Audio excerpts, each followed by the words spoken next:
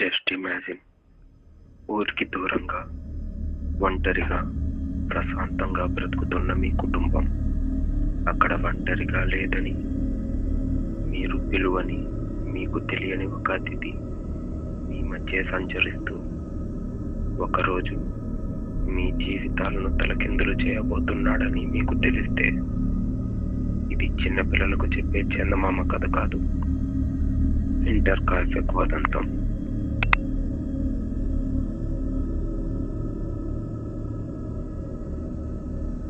అది 1922. మొత్తం ప్రపంచం యుద్ధం గుప్పెట్లో ఉన్న సమయం. బట్ జర్మనీలోని ఒక ప్రాంతంలో ఒక కుటుంబం ఇంటర్ కాల్ఫెక్ ఫామ్ లో ప్రశాంతంగా జీవిస్తున్నారు. అది గ్రూబర్ ఫ్యామిలీ. 63 సంవత్సరాల ఆండ్రియాస్, అతని భార్య కజీలియా, ఆమెకు 72 సంవత్సరాలు. వాళ్ళ కూతురు 35 సంవత్సరాల విక్టోరియా. దురదృష్టవశాత్తు ఆమె భర్త చనిపోయాడు. ఆమె పిల్లలు 7 సంవత్సరాల కజీలియా, ఇంకా 2 సంవత్సరాల జోసెఫ్. వాళ్ళతో పాటు ఒక పని మనిషి మారియా, ఆమె వయసు 44 సంవత్సరాలు.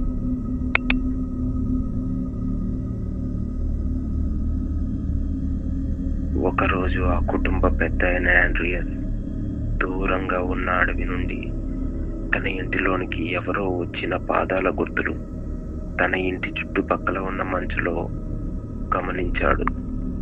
వచ్చిన అడుగు జాడలే ఉన్నాయి, వెళ్ళిన అడుగు జాడలు లేవు. అంటే తన ఇంట్లోకి ఎవరో వచ్చారు, కానీ తిరిగి వెళ్ళలేదు.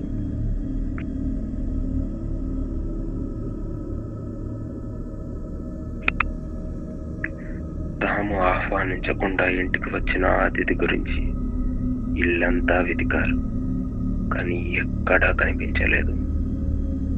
ఆ రోజు నుండి వారి జీవితాలు మారిపోయాయి.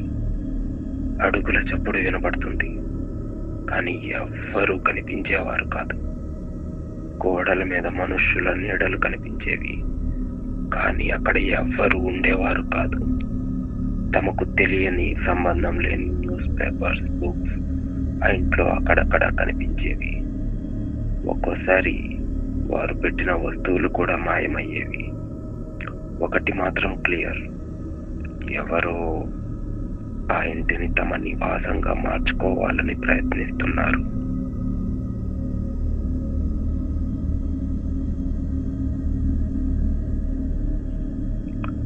అక్కడ పనిచేస్తున్న పని మనిషి మారియా, తను అక్కడికి వచ్చి కొద్దిసేపే అవుతుంది. అది మార్చి 31, 1922. అక్కడికి కొత్తగా వచ్చిన మారియాకి, ఆ కుటుంబానికి అదే ఆఖరి రోజు. పోలీసుల కథనం ప్రకారం ఆ రోజు రాత్రి ఆండ్రియాస్, అతని భార్య కజియా, వాళ్ళ కూతురు విక్టోరియా, ఇంకా ఆమె మొదటి సంతానమైన కజీలియాని ఒకరి తర్వాత ఒకరిని ఆ పక్కనే ఉన్న బాన్లోకి లాక్కొచ్చి ఫార్మింగ్ కి వాడే పికాక్స్ తో కొట్టి చంపారు. తర్వాత ఇంట్లోకి వెళ్లి బెడ్ మీద పడుకున్న పని మనిషి మారియాని, తమ 2 సంవత్సరాల జోసెఫ్ ని అతని బ్యాసినెట్ లోనే చంపేశారు. కానీ కథ అక్కడితో ఆగిపోలేదు. ఈ హత్యలు చేసిన వాళ్ళు ఎవరైనా సరే, వాళ్ళు అక్కడే ఆ ఇంట్లోనే కొన్ని రోజులు నివసించారు. అక్కడ పశువులను చూసుకుంటూ, ఆ ఇంట్లోనే తింటూ, అసలు ఏమీ జరగనట్టుగా ఆ శవాల మధ్య చాలా నార్మల్ గా కొంతకాలం జీవించారు.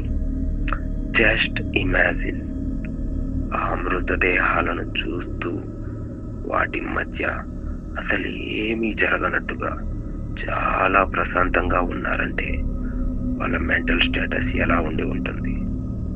ఇది జరిగిన 4 రోజుల తరువాత, ఏప్రిల్ 4, 1922, ఆ కుటుంబం బయట కనపడకపోవడాన్ని ఆ చుట్టుపక్కల ఉన్న వాళ్ళు గమనించి పోలీసులకు ఇన్ఫర్మేషన్ ఇచ్చారు. పోలీసులు వచ్చారు, ఇన్వెస్టిగేషన్ జరిగింది. దాదాపుగా 100 మంది సస్పెక్ట్స్ ని ప్రశ్నించారు. కుటుంబ కలహాలు, ఆస్తి తగాదాలు ఇలా అన్ని కోణాల్లోనూ దర్యాప్తు చేశారు. వారికి ఎటువంటి ఆధారాలు దొరకలేదు. అసలు 2 సంవత్సరాల చిన్న పిల్లాన్ని కూడా చంపేంత దారుణంగా వారి మోటివ్ ఏమై ఉంటుంది? ఎవ్వరికీ అంతుపట్టలేదు. కాలక్రమంలో 100 సంవత్సరాలు గడిచిపోయాయి. రాబోయే మార్చి 31కి ఇది జరిగి సరిగ్గా 104 సంవత్సరాలు అవుతుంది. ఇప్పటికీ జర్మనీలోని అన్సాల్వ్డ్ క్రైమ్స్ లో హింటర్కాఫెక్ ఉదంతం ఒక మిస్టరీగానే మిగిలిపోయింది. Attachment to the chilling reality. అన్నిసార్లు క్రూర రాక్షసులు చీకటిలోనే ఉండరు. కొన్నిసార్లు మన మధ్య తిరుగుతుంటారు. వాటి పని పూర్తి చేసుకుని సాక్ష్యాలు లేకుండా మాయమైపోతారు. What do you think happened at the Hinterkaifeck? Let me know in the comments. Stay tuned to my channel. This is Madman signing out.